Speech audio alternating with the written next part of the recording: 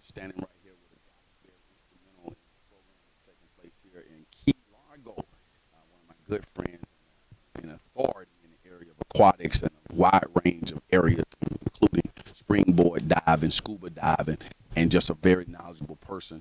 And he's been instrumental, as you guys heard in the press conference, in the underwater. What is it called, Charlie? Classroom Under the Sea, sponsored by the Marine Resources Development Foundation. And Diversity Aquatics has, luckily enough, been a part of this through the efforts of Charlie, and we're so delighted to be out here covering this on the spot by way of Lead Pitch Live. So you guys who are watching this on the Diversity Aquatics website, we're here, Johnny, on the spot on this October the 20. What date is this? October the 3rd. October 3rd, man. So much going on, Charlie. All right, October the 3rd. Charlie, just kind of brief our television audience on what is the underwater school.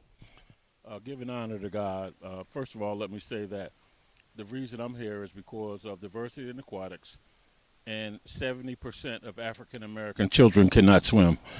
So that was the big stimulus by me being part of this whole program. But this is a program that's involved in living underwater for 73 days, and in that process to have what they call Classroom Under the Sea.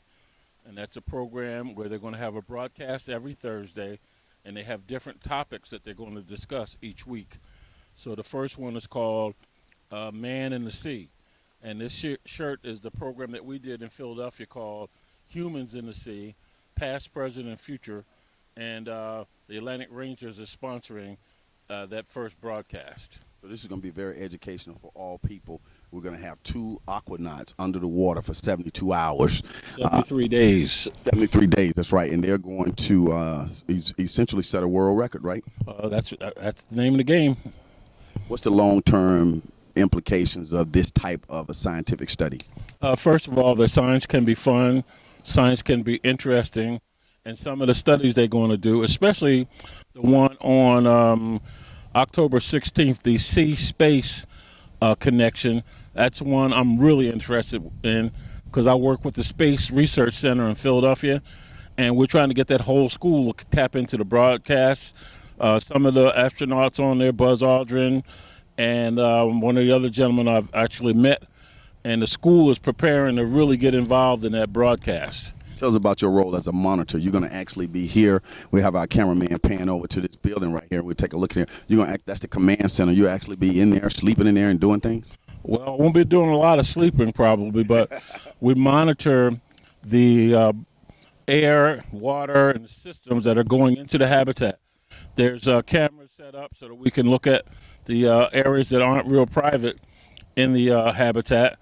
We can communicate with the researchers that are down there and anybody else, and any problems that arise, then I'm one of the first responders to make sure that the rescue people are involved. I don't leave this command module, but I'll contact 911. I have a whole series of people to call in an emergency, and they can call me on my cell phone from down under the habitat, and the procedures are quite extensive.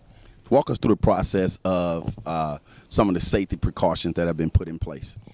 All right, for instance, they have backup doctors, they have backup research people on rescue people on 911. I got to be trained again on CPR coming up. All of us are trained on that. Most of us are at least water safety instructors or scuba instructors or dive masters. And we have oxygen available. We have first aid kits available. There's an extensive network of safety procedures and first aid equipment. Outstanding. This is Charlie Lumpkin. We're going to get more on this as the day progresses, but it's an outstanding event that's taking place right here in Key Largo. We'll be right back.